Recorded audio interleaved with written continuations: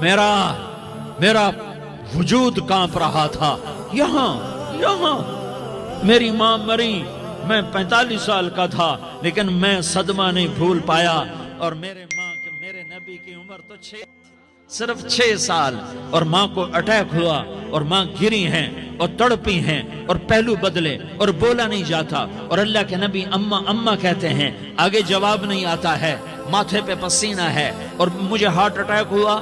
اس لیے میں کہتا ہوں کہ ہارٹ اٹیک ہوا ہوگا حضرت آمنہ کو، کسی کتاب میں نہیں پڑھا، جو کیفیت ان پر آئی اس سے میں قیاس کرتا ہوں کہ ہارٹ اٹیک ہوا ہوگا حضرت آمنہ کو. پسینہ ہے، بولا نہیں جا رہا، اور ایسے تڑپ رہی ہیں اور پہلو بدل رہی ہیں، اور اللہ کے نبی سہمے ہوئے، ڈرے ہوئے. کاش تم وہ جگہ دیکھتے. تم لیاری کے لاکھوں کروڑوں کی آبادی میں کیسے سمجھو کہ میرے نبی پر کیا آفت آئی، کیا امتحان آیا. ہٹو بچوں کے شور میں تم کیا سمجھو گے کہ 2 جہان کے سردار پہ کیا قیامت ٹوٹی ہے. کیا دکھ نہیں دیکھا، کیا دکھ نہیں دیکھا. ارے دکھی بن کے مر جاؤ، تمہیں جنت کی بشارت ہو، تمہیں کامیابیاں مبارک ہو. ظالم بن کے نہ مرنا، ظالم بن کے نہ مرنا، ورنہ موت کا ایک درد تمہیں ہر کچھ بھلا دے گا، موت کا ایک جھٹکا سب کچھ بھلا دے گا. قبر کے اندھیر کوٹھڑی سب کچھ بھلا کے رکھ دے گی. پھر میرے نبی کہتے اماں، جواب نہ آیا. پھر ماں نے ہمت کو جمع کیا اور چند بولے، بیٹا کل حی میت وکل جدید بال وانی ولدت طہرا. یہ میرے نبی کی ماں کے الفاظ تھے. بیٹا ہر جوانی نے ڈھلنا ہے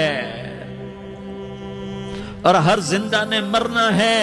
مجھے لگتا ہے میرا وقت پورا ہو چکا ہے، لیکن میں نے ایک بچے کو جنم دیا ہے جو ساری کائنات کو پاک کر دے گا، روشن کر دے گا.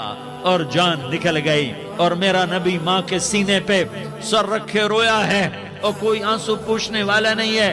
ایک نوکرانی ایمن ہے، وہ کہاں تسلیاں دیتی.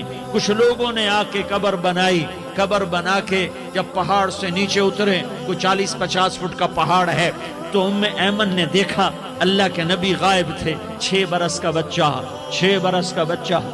ایمن پیچھے ہٹی تو اب اوپر چڑھ کے دیکھا تو اللہ کے نبی ماں کی قبر کو ایسے ماں کی قبر سے چمٹے. اور جب ایمن قریب آئی تو میرا نبی کہہ رہا تھا، اماں تجھے تو خبر تھی، اے میرا تیرے سوا کوئی نہ تھا، تو مجھے چھوڑ کے کہاں چلی گئی. تم اس کے امتی ہو جس نے